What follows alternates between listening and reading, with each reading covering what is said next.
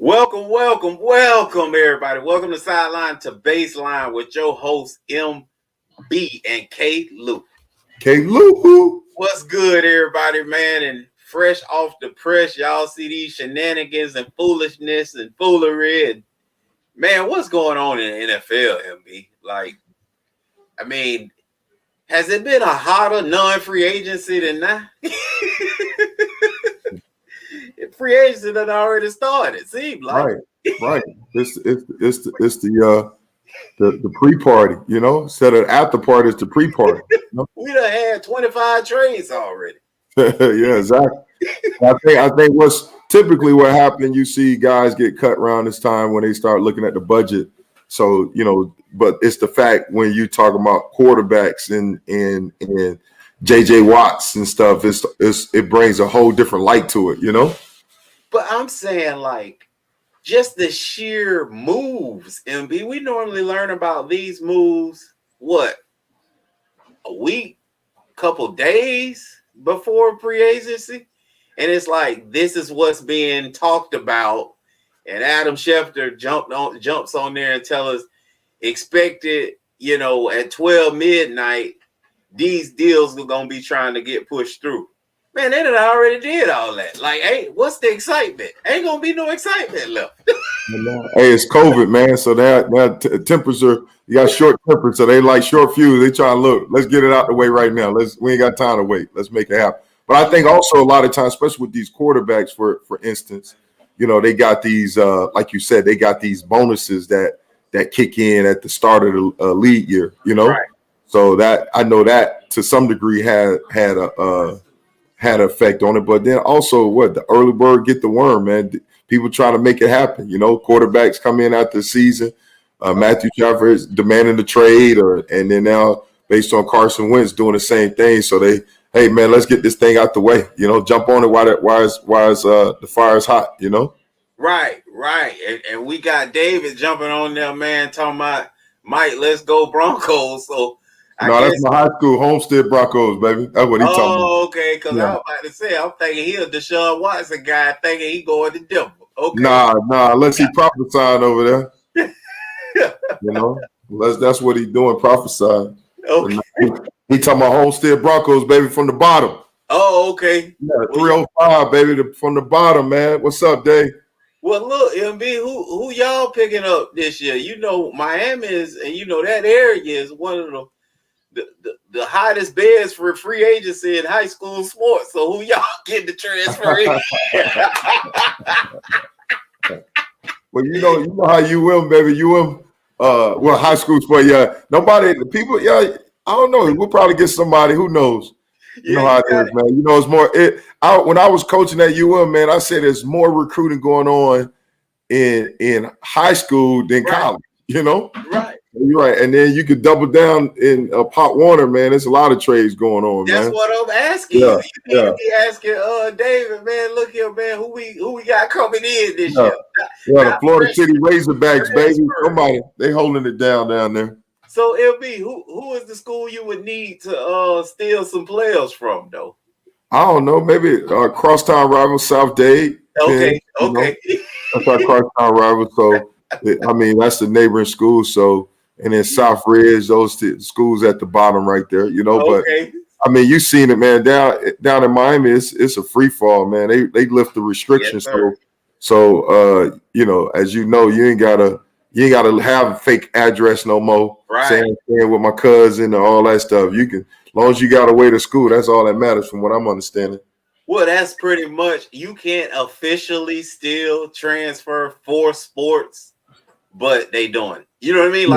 Officially, you can't label that, but no one's stopping you. And, right. And you say, I like these classes over here better. The only thing you keep your eye MB is if the school is overcrowded. That's the right. You can't get don't in. have the numbers. Yeah. Hey, MB, but they still finding a way to even get in. I'm like, no doubt. So man, speaking of free agency, we just gave y'all the lowdown on high school free agency down there in the bottom. But free agency done started in the NFL as well, like we talked about and alluded to it early on. And Carson Wentz is no longer an Eagle. He's an Indianapolis Colt, MB. And I'm so confused. Okay. I hopefully by these questions I'm gonna ask MB, it's gonna show you my confusion because I don't know what's going on or what to think about Philadelphia. Like, well, we probably need to get Untitled Chapter on here. oh my goodness, I'm so confused. Like, I just don't understand. So, point blank, period, MB, you may or may not be able to answer these, but I need somebody to answer them for me. Why did Philly trade him? First of all. Well, I mean, you asking me? Yeah. I mean, based on what you read, right? They said he requested to be traded. Initially, it felt like him and the head coach, the last head coach, didn't have a great relationship. But I think this thing hit deep, and he's like, "Look, I need a whole new start. Period. I'm ready to move on from the city as well, from the team, not only the head coach, but the team as well." So, from what my understanding, it seemed like he requested it. Like he requested that it was time to move on. Okay. Second question: why was Doug Peterson fired then? And that's the thing that got me. Like I said initially, based on what you read, and right now I'm making sure I is based on what I read. Right. Initially, the owner they had a second meeting. Initially, the first meeting came out saying, "Hey, he saved da da da," but then it was like, "Man, we want to circle back around. And what's your plan for the offense?" Because basically, what he heard or Carson Wentz and whatnot, that was the reason, based on what you read, right? The reason why he got let go. So that's kind of confusing. That's what I'm saying. That's why I told you, MB, I'm struggling here. Now you understand my struggle. What's that, Devon? Way more questions than answers on this topic, okay? Yeah, we do. That's why I say before you even started, we need Adam Scheffner on here. We need some inside. We need Morton. We need some inside information because, like I said, this is it feels like a Sherlock Holmes type investigation, or seem like a riddle. Like, riddle me this, Batman. You know what I'm saying? And it's just another, or you watching a movie, and it's like, oh, I didn't see that coming. Because initially, when you thought Doug, because here's the next question. When you saw them fire Doug Peterson, you was like, okay, man, that thing must be bad. And then the rumors came out him and Carson Wentz didn't have a good relationship. So this is all rumor because I don't know the fact, So you thought like, okay, everything is cool. But then you hear like Carson Wentz like still want up out of there. And then on top of that, I'll say this because the head coach they hired came from Indianapolis. And now he didn't coach Carson Wentz, but with Frank Reich, you thought, to me, I thought that played a part in it, right? Right. To some degree, because this guy here, he was with Frank at the Chargers. Now he's a coordinator for Frank at the Colts. So I thought the same type of system. He's got the inside information on Carson Wentz.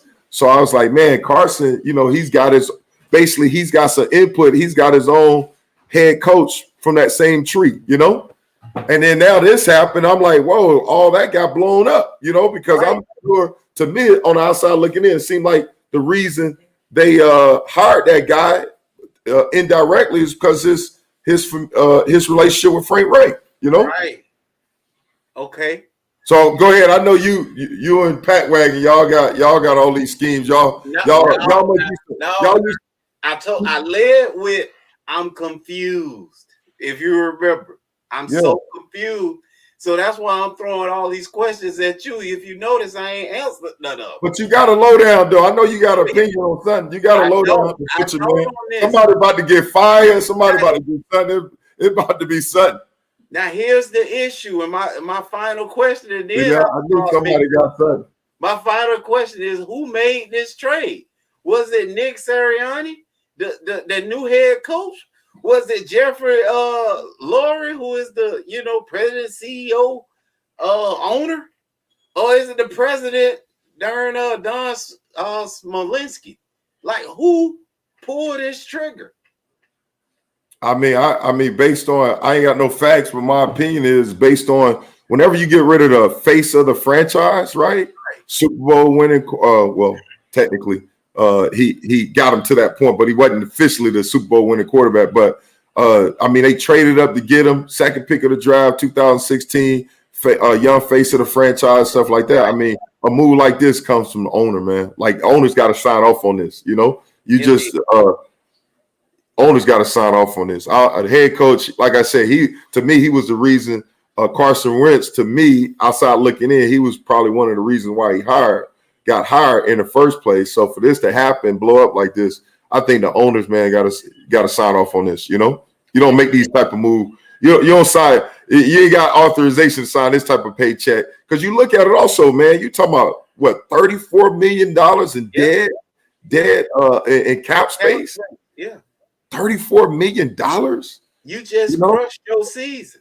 Yeah, so for you to hit the reset button like this, to some degree, man, that's the largest dead money since the cap. So you, like I said, you got to get authorization, you know, from the guy who's paying all the bills to sign off on this. Listen, I think if you remember correctly, when all this stuff started going around and they done fired Doug Peterson, remember who I felt sorry for, MB? Who that? One name came out my mouth. Jalen Hurts. Please get him up out of there. This is a dumpster fire around here about to happen, MB. They can't be trusted. Get that boy up out of there. MB, I'm saying it again. It's a dumpster fire around here. Get Jalen Hurts up out of here. These people don't know what they doing. They don't know which way to go, which way is up or down. And I think they got the number 6 pick, right? Yeah, I don't know what pick they have. I think it's the number 6 pick, MB. Guess what? They might just draft another quarterback. Get up out of there, Jalen, in a hurry. Well, I know you was trying to tell Jalen to get out of there if Carson Wentz would have came back. I thought you were saying that like he had the power to force a trade out. You know, remember that we talked about that. Yeah. Right. You're absolutely we talked about correct. that. But I still wanted him gone. And even though Carson gone, MB, they still don't know what they want to do. You just tried to explain what they could be thinking, and the first thing you said was, I don't know. But from what you read, this, then that, but that don't make sense. But this and that don't make sense either. Who needs to be around something like that? Not no young quarterback. I know that. I know Jalen Hurts don't need to be around that.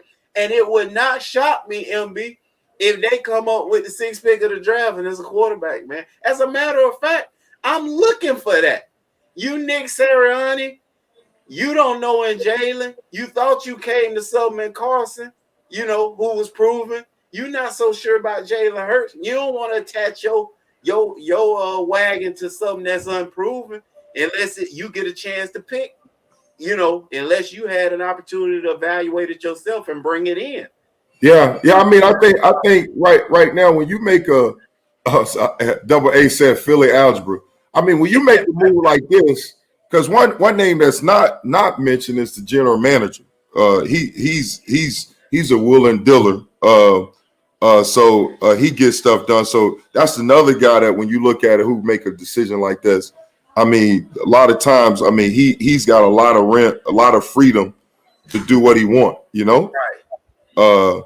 Howie Roseman, you know. So this guy, he's been getting stuff done. So he makes a lot of decisions, like I'm saying. But obviously, when you sign off on something like this, I mean, it takes the owner. But with that said, right? You made this move, you got that dead cap. So either somebody in free agency, quarterback free agency, when we talk about musical chairs with the quarterback that they want to go after, you know, right? Or it's somebody with the 6th pick in the draft where you already did your research and be like, you know what, we can hit the reset button with this guy. We got Jalen Hurts. He could be a gap filler, blah, blah, blah, whatever, right? If they got somebody else they in love with at that spot, or they traded up from Carson Wentz, they got some draft capital, they could do the same thing to get that stuff done, you know? Because that general manager they have, he's very aggressive and he gets stuff done, you know? Well, they're projected right now, MB, to have 9 picks. Yep. You know, and Yep. that's insane. I think early on, one of them picks is either a big time receiver. Well, I ain't going back on that. They're gonna pick a quarterback first. Yeah. I mean, like I said, they can get one. I don't want Jalen Hurts nowhere around that. That's foolery. That's your man, huh? No, it ain't. That ain't my guy. But you hate to see a guy that came in, really was expected to give them nothing. Okay. Then was forced to come in, played well, and then caused some quarterback controversy because of his play. And then what does he get for this? You know what I'm saying? Like, he just played himself, to me, into a starting role, whether Carson Wentz was there or not. But yeah, he gets more uncertainty, even with Carson Wentz gone. And I feel like, man, listen, he ain't got, now he loses his leverage, MB. That leverage I was talking about with Carson Wentz being there. He loses that. But I sure hate it for him, man. I think this is going to be a bad situation for Jalen Hurts. Yeah.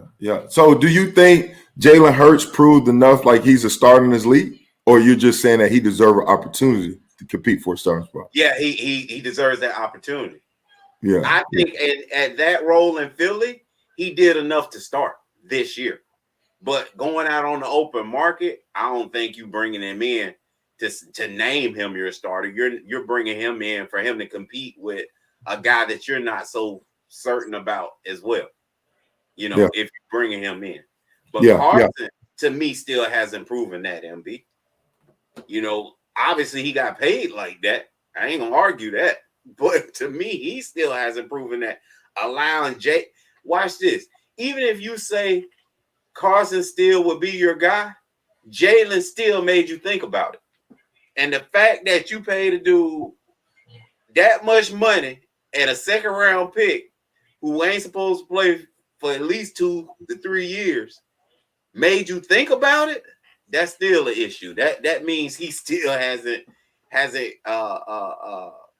gotten into a position where he deserves that job. Because if you look at it, NFL, I can't even think of the word, MB. When you give preference to your family members. Can't even think of the word, but basically, think about it. His coach, guy who was cool with him, who liked him, Frank Wright, gets a head job, and then he brings him in. So it's still not like he's like beat anybody out. He was given the job when he got there. You know what I'm saying? And then now he goes into a same situation. There we go, nepotism, double A hit it. So it's almost just the same as nepotism, man. Where he's now moving to another situation because he had his dad coaching here, and then now his dad is a head coach somewhere else, and now he brought him over there. We still haven't seen him say, hey, I gotta come in the camp and I gotta earn this job. That still has yet to happen. He's been given it the whole time. Yeah. I think to some degree, I think at one point he was on a fast track and where he was an MVP, a serious MVP candidate, and he showed some things. He showed because they traded up, like I said, second pick to draft him, right? Then based on his development and then the thing he was having a great year and he started proving himself. You're like, okay, and that was, but then that's why he earned the big extension. But then what happened after that, man? It just injuries start. He got hurt, then he got hurt again. You know what I'm saying? And then from there, so you don't know from a. So then after that, the wheels start falling off. This past year he had because before then his interception was low. This past year he leading the interception, this month 50 sacks. You know what I'm saying? So it started falling off. So maybe they got the love doctor back with Frank Wright and see he did a comeback with Buffalo Bills trying to see maybe he can resuscitate Carson Wentz career. So to me, based on what they gave up, it's worth the risk, because they need a quarterback. Their quarterback retired on them. So I could see them doing it, Right. But so that is just one of those things, Definitely, no, I definitely agree with you. Yeah, so that's my issue, MB, and that's why I told you I got way more questions than answers with what's going on in Philly, and I'm pretty much sure that they don't know what's going on right now, and they just hoping to win the NFL draft and figure that's gonna bail them out. And having 9 opportunities, you got a chance to actually do that, though, MB. Well, you know what? Yeah, and like you said, based on if you believe what you read in the paper, far especially when Doug Peterson got fired, Super Bowl winning coach and stuff like that, and the rumors came out he got fired because of his relationship with Carson Wentz, then it makes you question, like you said, what's going on, and then so maybe Philly's just trying to make the most out of a bad situation. You know what I'm saying? Right, and I guess more picks make you sleep better at night, MB. Yeah. Hey, yeah, they've been aggressive, but for them to do what they're doing right now, because you look at it this way though. So if he said, "Hey, I want it out of there," right? Is it one of those situations where it's not like your boy from Philly? I mean, from the Texans, right? Right. It's not like, okay, oh well, we ain't trading you. You're not tradable. They're like, okay, it's a reason why. You can say what you want, but they drafted Jalen Hurts in the second round. Right. It's a reason why. So they probably had a little doubt too, to some degree. So, like I said before, if they try to get rid of you, they want to keep it. They'll find an excuse. They'll find a reason. If they want to get rid of it, they'll find an excuse. So, and to me, with Doug Peterson, maybe that was it. Maybe they smarter than what we think. Right. Yeah. I don't know. You got me thinking now. Well, speaking of coaches, MB, we gonna go to another coach. Yeah, me thinking. And but we gonna go down to the college level of coaching. Man, we got Dan Mullen earlier in the week, guys, that was questioned a lot about his future at Florida and thus in the NFL. So I guess something was said. There's been rumors, and he wanted to go ahead and address those rumors about him maybe thinking about getting an NFL gig and moving on. I'm like, dang, he must have beat Alabama. No, he had to win the SEC championship. Can't be MB. He won the national championship. Who in the world is talking about Dan Mullen and getting a head NFL job? That's what I want to know. Where they doing that at, MB? So what rumors? Who started them rumors? First of all. Well, you got to understand, it's a copycat league, right? Okay. Let me say this. I mean, if I'm attempting to answer this question, I didn't see the article. Just my opinion, right? Just right. My thinking, right? You look at it, right? You talk about. I know later on we got a effect going on, the coach's effect, right? Right. But you look at it this way. Okay, you had the Sean McVay effect, right? Mm-hmm. And what did that generate, right? It generated a wave of young offensive-minded coaches, right, getting hired, right, because of what Sean McVay did, his early success at the Rams. So when you talk about the Dan Mullen, you got before it gets started, you think is a possibility, Urban Meyer effect, the fact that Urban's in the NFL, Dan's a disciple of Urban, somebody jump-starting that, because you look at it, Sean McVay hit the success he got, when you talking about who they beat, Alabama, whatnot. Well, look at the head coach from Arizona Cardinals. He was fired. And because he had some type of connection with Sean McVay, he ended up getting a head coaching job at Arizona, and he got fired from Texas Tech. Oh, Cliff Clinsbury. Yeah. So when you talk about that, and other guys that got hired because of the Sean McVay effect, maybe this the Urban Meyer effect just on jump started already with Dan Mullen. That's foolishness, baby. I'm saying, I try to don't kill me. I try to attempt to answer your question. what is a whole nother show, MB. I ain't fighting you, but I guess certain folk can fail their way up, baby. Yeah, that's what I'm saying. So maybe that's it. So with Dan Mullen, at least he in fire. He's like, man, I'm in Florida. I got him to the championship, SEC championship game. Da da da da. Right. So maybe that's what it is. We got to do better.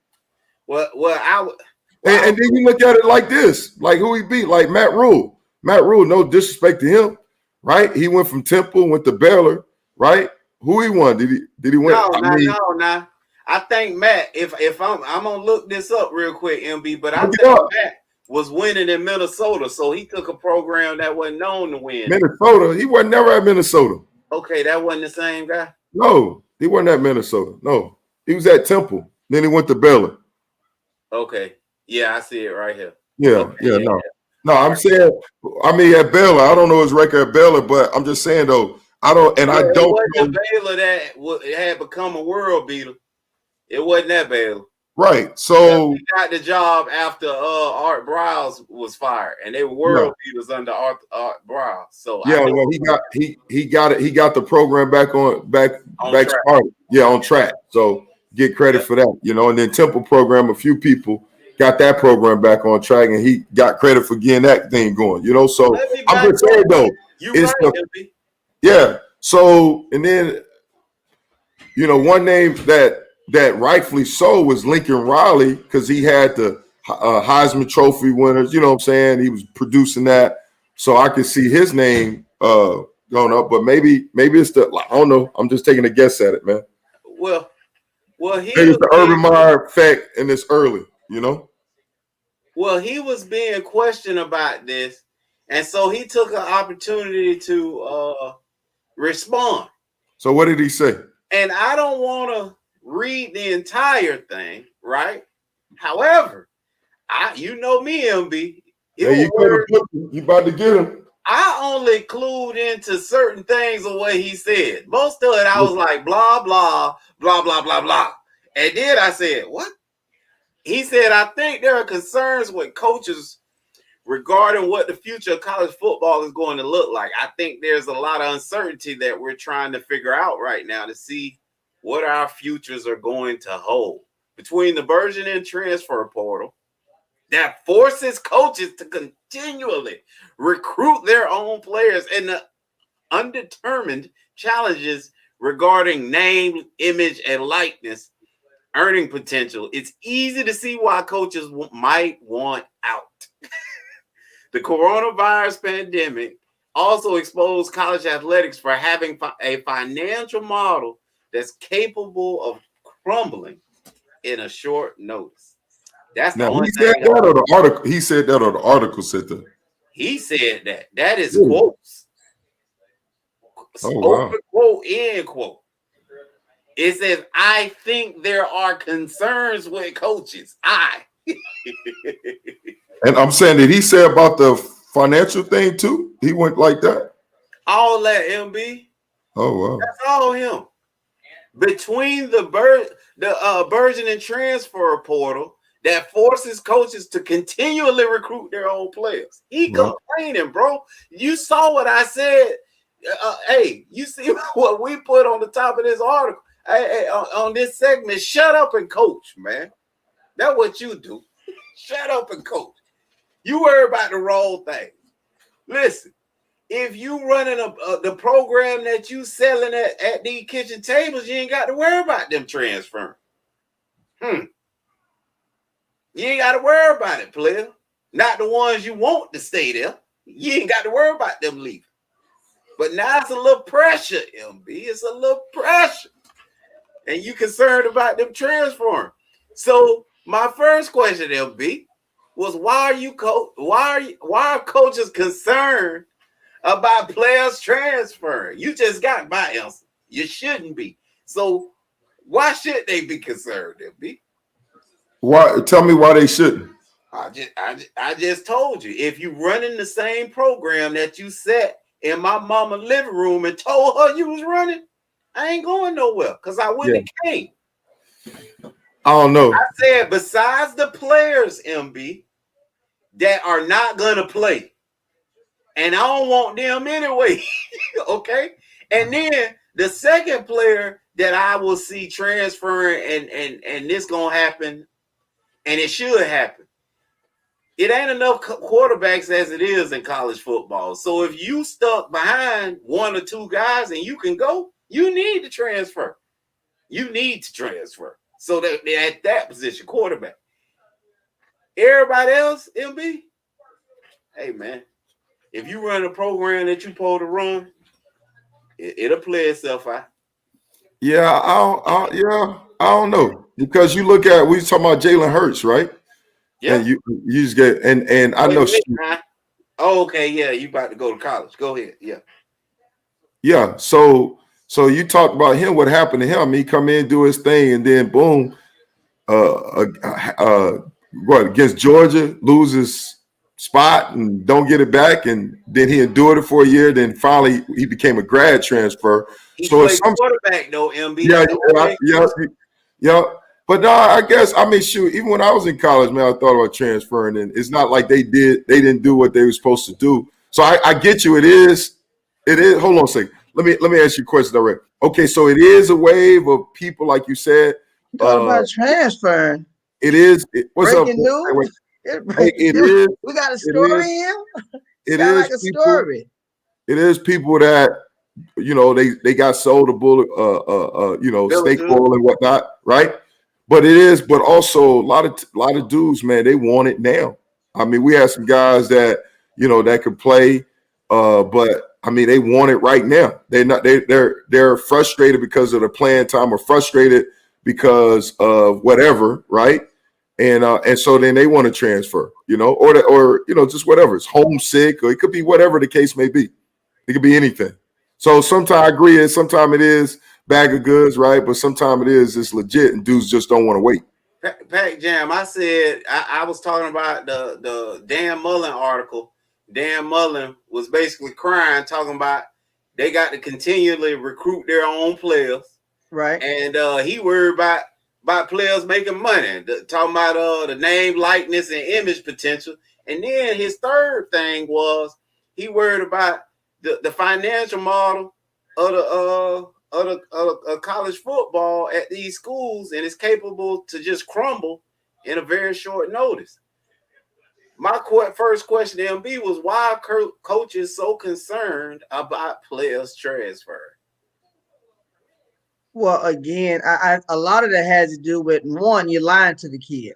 There we go. Okay, that's what it is. Let's just cut and dry. If you tell a kid that you coming here to compete, and that's what this thing is based on, competition. It's not based on who your mama is, who your dad is. It's not based on anything other than you coming here to compete for a job, and that's it. And the problem is you lying. And so being that you lied to a kid has gotten invested. He's invested. The kid is invested upon a lie. Right. And his kid is now realizing he's been lied to. So now the kid wants to jump ship. When coaches, what they try to do is come back and say, well, no, what it was it just didn't work out here for him. And there was a lot of, no, you lied to the kid. Right. Point blank period, you lied to him. You know, one of the things that Coach Saban talk about in Tuscaloosa is competition. You've seen interviews. We even had a kid leak the Zoom recruit pitch. You saw that about a month ago. Right. And you saw even in that recruiting pitch, Nick Saban said, this is a place that you're going to compete. There's competition here. This is what we do. So you know that going in. We just had a kid. Check this out. We had a kid today going to transfer portal. He was the #1 linebacker in 2018. Akeo was transferring. He's in the transfer portal. Put out a letter on Instagram saying he enjoyed his time here, but for his football future, he has to move on. That was the #1 linebacker in 2018. All right, #1 in the country in 18. He came in 5-star. Well, guess what? It's competition daily. Well, that's what I'm saying, though. So I agree to some percentage of it. It could be lied to, right? I remember when I went to UM, you know, they was like, oh yeah, da da da da, and then it's gonna be freshmen and all that stuff. And the next thing you Give blink us some your eye, breaking news and stop playing with us, MB. and, Give us and, some and breaking news. you blink your eye, and they got a junior college transfer at linebacker. You're like, where he come from? You know, it's always, you know, but the fact is dudes been upfront and honest with you. It's like for me, when I recruit somebody, upfront and honest with them, and then they come and they get beat out. Or they may not agree with the fact that you decide to play him. It ain't got nothing to do with favoritism. The fact, man, I got to feed my family, and this dude give me the best chance to win. So you got some dudes that disagree with that and want to leave. That's what I'm saying. So it's not always lying. It could be you told the truth, but the joker, he don't see it. He don't believe it. The dude's delusional. He don't see it. Why are you worried about him leaving? And you done chose the best. Oh, because I mean the I best. don't understand about this recruiting your own kids. I ain't recruiting. Me neither. I don't either. My kids done bought in. My kids here to play. And the ones who not, I'm glad they leaving because I'm filling them spots. That's right. Bro, it's very few programs other than like say Alabama that can next man up. I mean, can reload like that and go. I mean, you get a guy that you think like, man, this dude could play. He just got to wait his time, right? And that's what you want, right? So dude like that, it's a lot of dudes like that. You can't look at it like, well, I just know. Say you got a dude that, man, you got a senior and you know this freshman come in like, man, he could play, but he don't deserve to beat the senior right now. The senior is like running my system, getting it run. It's just a matter of time, right? I mean, you trying to keep that dude. You want to re-recruit that dude. You want to keep that dude like, dude, just stay patient. How many times right now, like, right, you're a little kid, you want what you want right now, and you ain't trying to wait.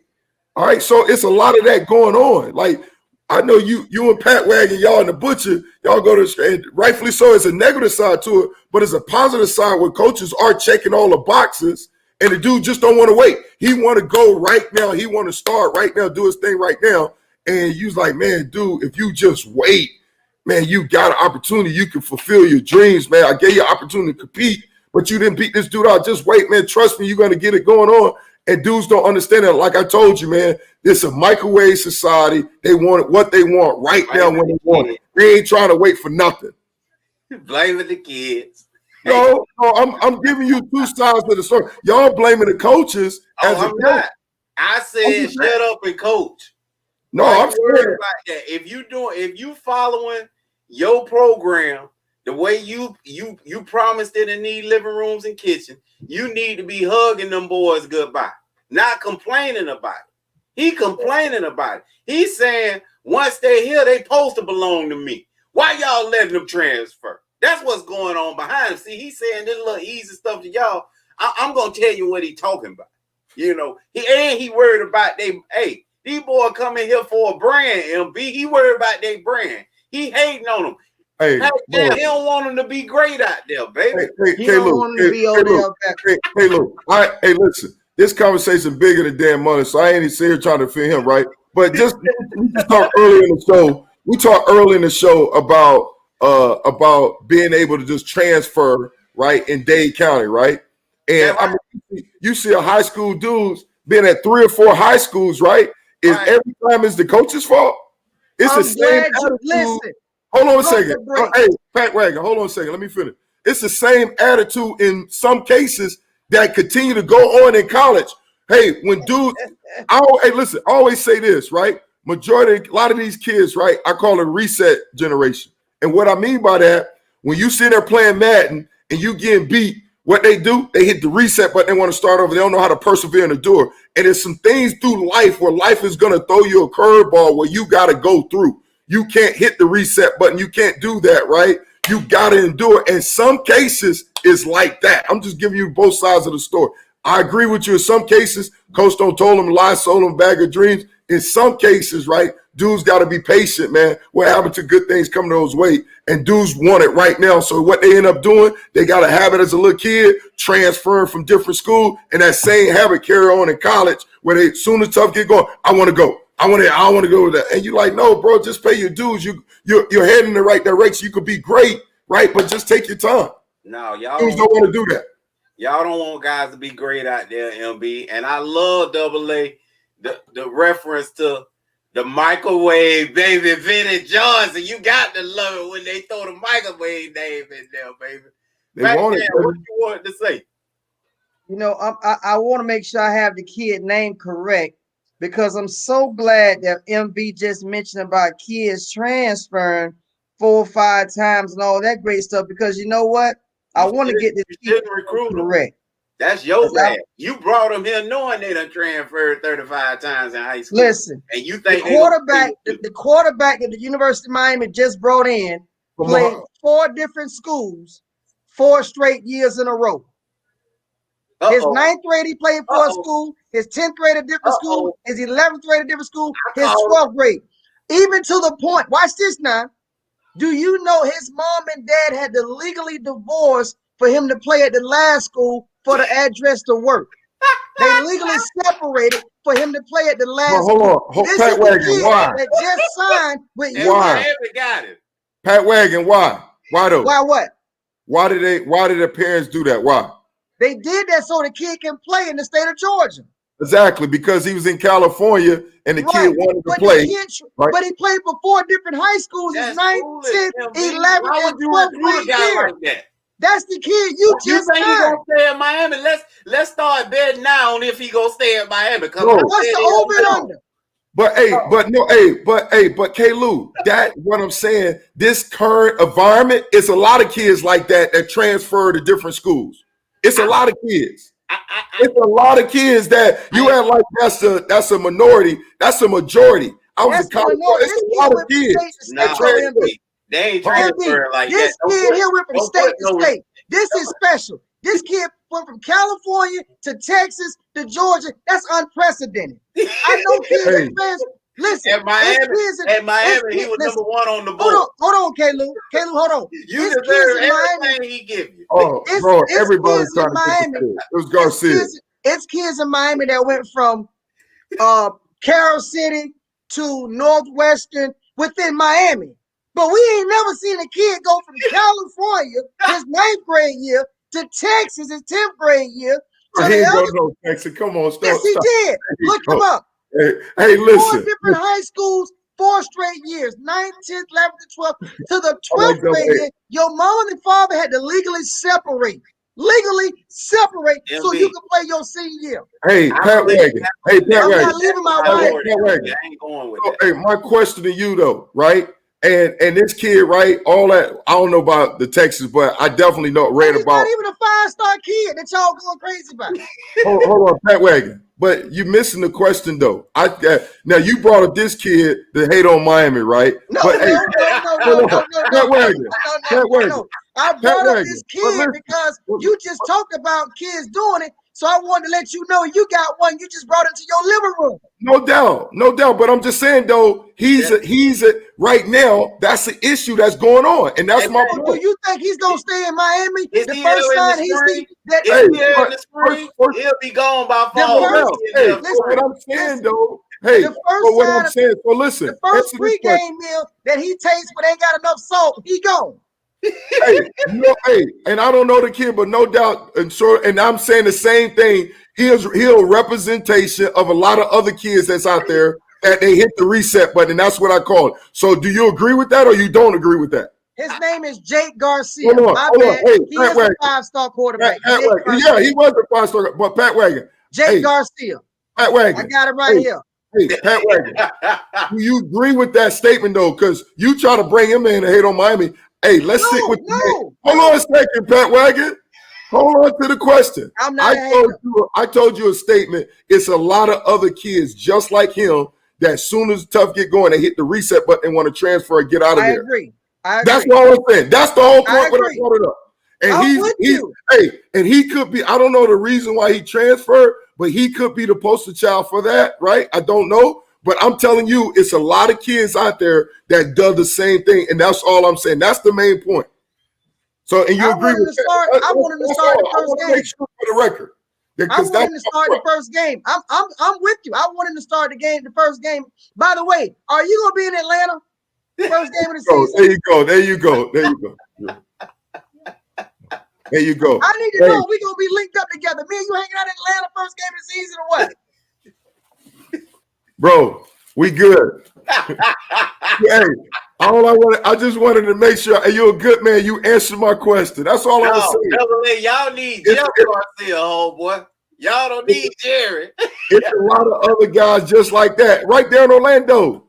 All right, hey Lou, you didn't have no dude. You talking about like you didn't have no dudes as a coach. They want to transfer. I don't know what the rule is. It's it's the reset generation. These kids, it's not just coaches lying to them. Some coaches do lie to them, right? To me, recruiting. You lying to yourself if you recruiting a kid like that. How about that? What? You lying to yourself if you even recruiting a kid like that. No, I'm just saying though.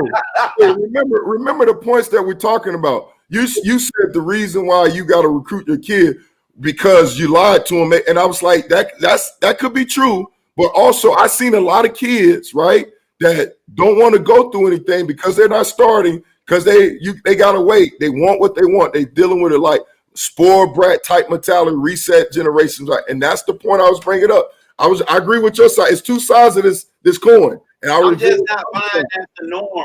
I'm not buying that's the norm because when you're looking at most of these Division I rosters, you're not seeing predominantly transfers, so I'm not going with that. Like I'm a fact kind of guy, so if you show me what facts you got, what percentage you got, I mean, you got more guys transfer. What when you talk about facts? What facts do you have? Because in the past they couldn't transfer because of the transfer. Well, I'm talking about now. Like if you drive. Look at high school. Bro, look at high school. High school, we talking about like you got to stay in the realm. Like bro, right now, if you look at college though, this one I'm talking about. But so this one, go ahead. I'll wait. No, Caleb. In the past, they didn't have the freedom where they can make it transfer because if you transfer in the past, you had to sit out a year. You got penalized for transferring.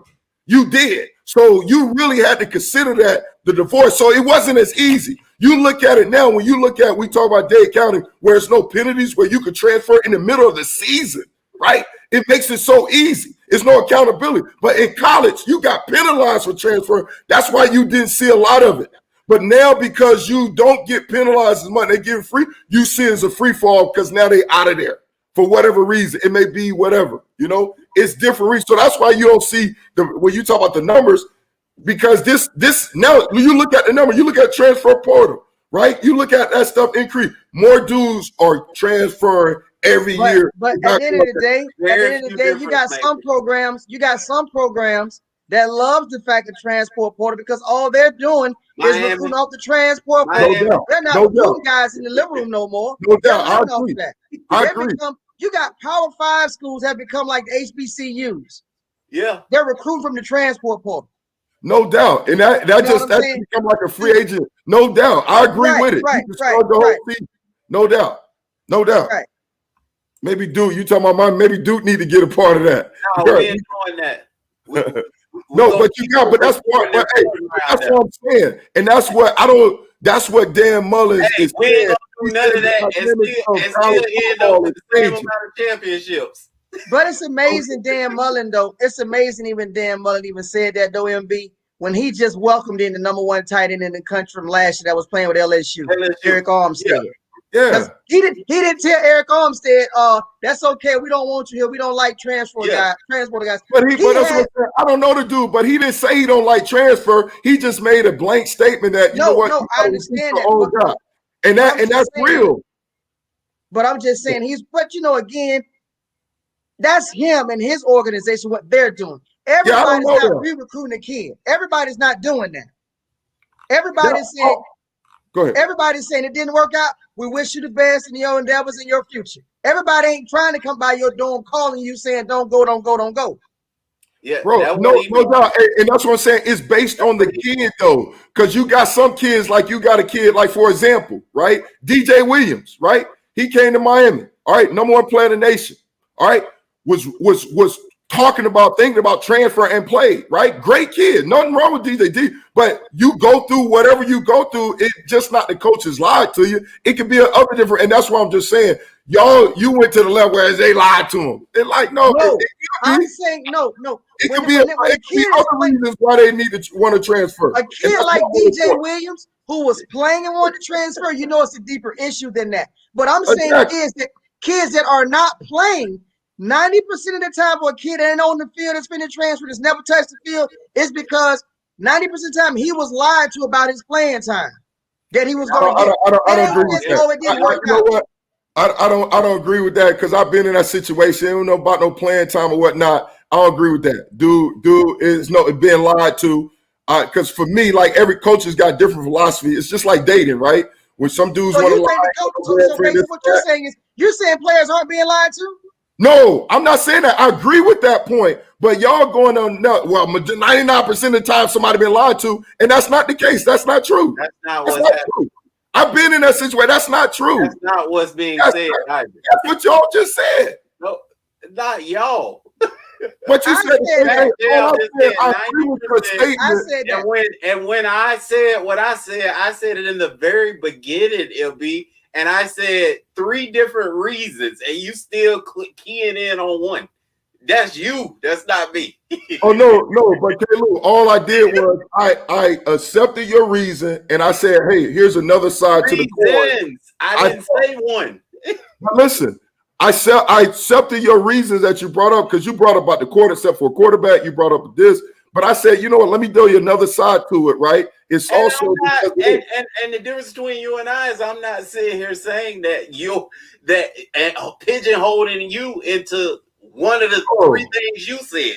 I'm not pigeonholing you too, but I feel like when I said what I said, y'all like, no, they lied. No, they lied. I laughed. MB, they lied. They lied. They lied. I only said why you like they lied. They lied. They tried. But I just wanted out there that coaches do lie. Oh, I agree. Now, you may not feel like that, but I'm gonna be on the record by saying coaches are lying to these kids too. Hey, I'm not of the fabric. I'm not of the fabric that this coach walking in with all white on, he's just this Puritan dude. No. A lot of these coaches will get your child in Kalamazoo, Michigan on the foolishness. I agree. I mean, I agree. A lot of them, especially when it comes to recruit, a lot of them right now, even the best of the best, right? They lie to them and they say, we got a scholarship for you, right? And then they be like, oh, you know what? Let's gray shirt. Let's blue shirt. Not red shirt, gray shirt, blue shirt. I ain't hear about a lot of these programs. They lie to them. I'm telling you. Right. So that's what I'm saying. I agree with that. I was just telling you the other side. And then I was like, nah. I told you in the very beginning, I love this transfer portal, baby. Free agency, baby. It's holding these coaches accountable, baby. UM is the number 1 free agency team. I love it. Hey, turn down number callers, baby. Keep it going on. Hey, because there's your king we trust, because golly, God knows. Hey, we'll take all the help we can get. Your whole defense was transfer portal. Hey, we'll take the whole. Hey, we ain't turn out number callers.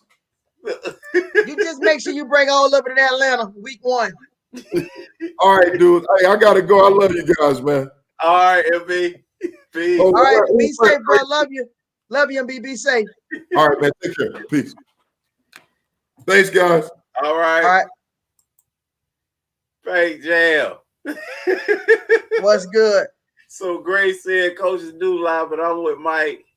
It's on the person. You have to know what you're getting into. Well, they babies, man. They don't have a clue what they get into. That sounds good to a grown man that's 25, 30 years old, know what he's getting into. But a 17-year-old kid, that's pretty, Grace, when you got a 17, 18-year-old kid, he does not know. This is the first time he's leaving his home. He goes 2,000 miles away based on what you told, what you presented to him and his family. And he's basing his future upon what he was presented to him by that coach. So these kids don't know what they're getting into. These kids have never stayed away from their home. This is the first time. So a lot of this thing, adjusting to the fact that you told me one thing and I'm seeing another thing. No, you have to understand it. A lot of these kids, not all, but some of these kids are being lied to.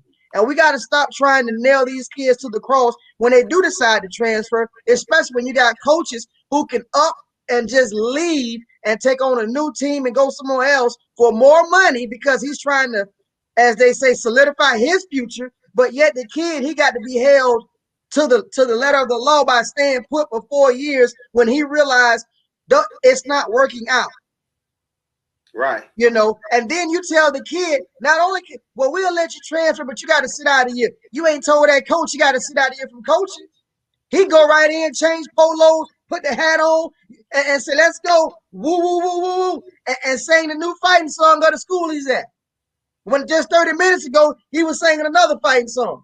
So we got to stop this about being so one-sided with this thing, man. You saying the coach got a future, but the kid doesn't? No, don't do that. Don't do that. Yeah, that's huge, and I think that's something again, because let's face it, we go to these universities and we have pride and alumni. We're alumni, and the issue with that is we bought in. And just because a kid gets there and he ain't bought in, he decides to lead. And like Pac-Man just said, you can't accuse him of anything but taking care of his family and trying to reach all his full potential and his goals. Like, it's just like if a kid wants to transfer because, hey, they done figured out that they didn't want to be a computer engineer, that they wanted to get into medicine, and the medicine program is better, back at their home school, so they transfer out. Like, that's the same thing that's going on. Most of these kids majoring in football. Let's not get it twisted. Especially when a kid, that's what they especially, and especially when a lot of times too, Klew, you very familiar with this, where the kid can be a dynamite linebacker, but the whole time he was being recruited, the coach wanted to use him at fullback or what have you, and our objective was to get him there. And so when the kid gets there, he goes to the linebacker line. They say, "Oh, come over here." Next thing you know, we want to use over here. And they're trying to turn him into a fullback, but this kid was told he's going to play linebacker. That's what your rule is. What time and so, And so now all of a sudden they're telling him, well, if you want to play linebacker, you ain't going to play this year. You're going to have to sit out, but you can play fullback right now. The things that some of these, and that's just an example of some of the things that these coaches do, knowing beforehand that they're going to do this to this kid. But they told this kid he's going to play linebacker, knowing it was going to put him in fullback. Absolutely. And so you have people on the outside that don't know this get upset when this kid says, well, I'm going to go over here to Tennessee because Tennessee is going to allow me to play linebacker. Right. The very position that I've been playing all my life. Right. And another thing I don't like that a lot of these schools are doing is that it's not being talked about. And Klew, we talked about this before off air, is the fact that when you have a kid, how these conferences are deciding if this kid can go within another team within the conference. Right. And how these coaches will say, no, don't let him go. He can transfer here, but he can't go there. So basically that's over with too, that. But I'm just saying, right. Still one of the things they have been doing to these kids throughout the years. You're right. And that's just something else to bring up. As a matter of fact, I remember I think it was Georgia. Kirby Smart and them had a safety, I think it was, that had an issue like that. And actually, it's not done with. Sorry to cut you off, because the kid Teo that's supposed to be leaving Tennessee, coming to Alabama, they said just a couple of days ago that he still has to get approval from Jim Slive, the conference commissioner. So that is still going on. So they still doing it. Yeah. They still doing it because Teo is supposed to be coming to Alabama. And right now they were talking about that same thing. Jim Slive, them having to approve him going from Tennessee to Alabama. That's interesting. Well, that's amazing, man. It's funny to me though to hear a head football coach at a top 10 program complaining about the state of college football. And the final comment he made, I wanted to address to her. He said, the coronavirus pandemic also exposed college athletics for having a financial model that's capable of crumbling on a short notice. Didn't that do that to every industry? Everyone. Hey, bro, what planet he on? Because his job, and he got paid every penny. It's actually real people out here that lost their jobs, for real. But this is the same guy, though. This is the same guy that told the fans after he lost to Texas A&M, I want the place to sell. Y'all fill the place up. Fill the stadium up. Fill it up. And that same week, he had 22 players, including himself, Right. came down with COVID-19. Right. That same week that he said that. Yeah, but again, stay right like that. The model, the financial model, the NFL was struggling. The NBA told them boys we ain't paying all y'all money. So what you mean? What you mean? The NFL's like, we don't get these 16, 17 games, boy. Y'all, we gonna talk about these checks. That's another guy that's out of touch, man. What model was stronger than that? That's a guy that's out of touch, man. Uh-oh. We ain't got another one sleepwalking right here. I told another one sleepwalking. I had to tell LB, Urban still asleep. Dabo sleep. That's Urban, Dabo, and Gus and Dan Mullen. You can put in the same bowl.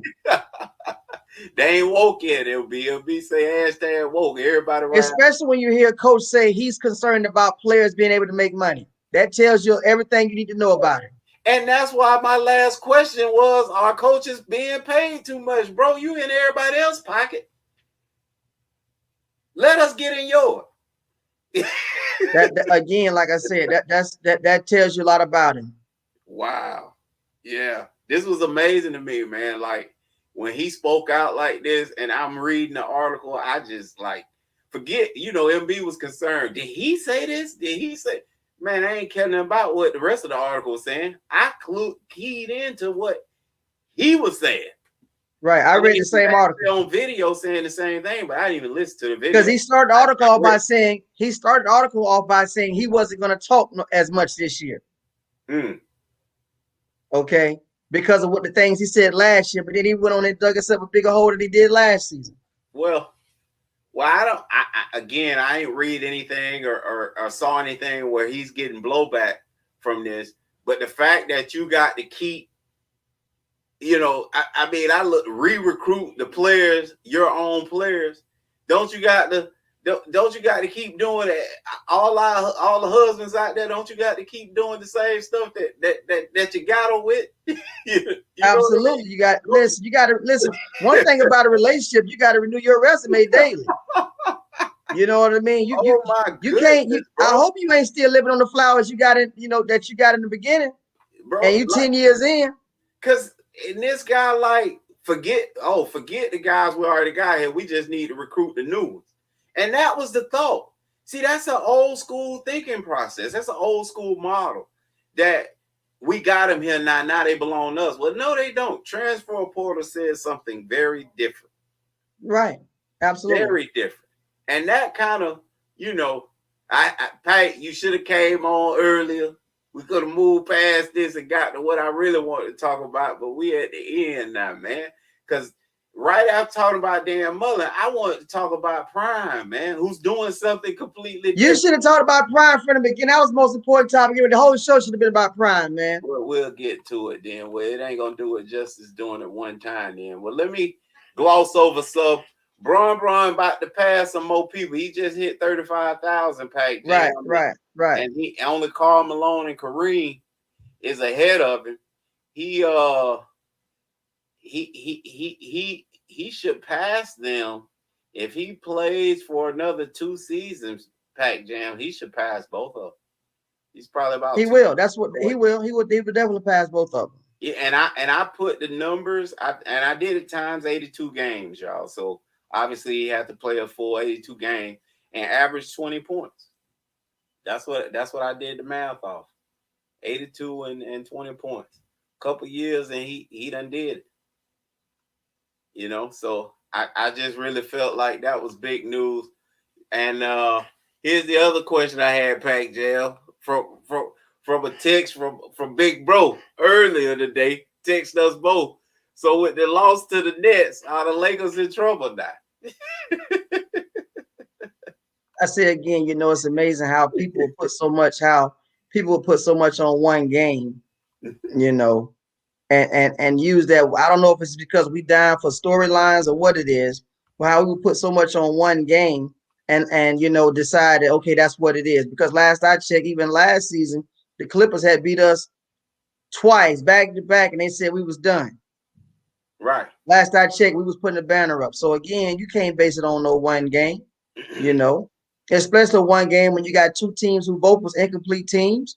And it just was just that because in the NBA it's a 4 out of 7. You know what I mean? So That's what we'll see. And Pac Jam will tell y'all, I always go back to that. When they get so into this regular season stuff, I say, hey man, can they beat us 4? And you know the thing about it is, you know, another thing that I spoke with you about too is the fact when you look at the Lakers, you look at a team that plays every night.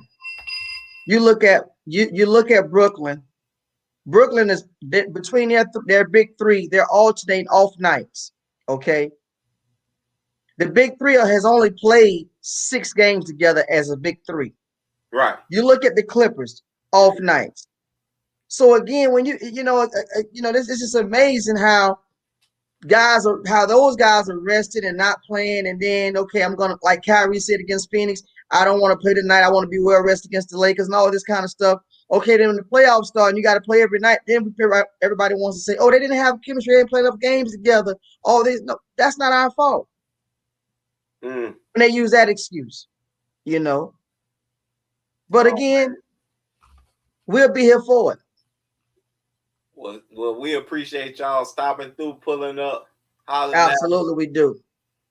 Man, holler at us. You know us, man. For Sideline to Baseline, we are gone. Thanks, Pac Jam. All right. See you, bro. Love you. You too. All right.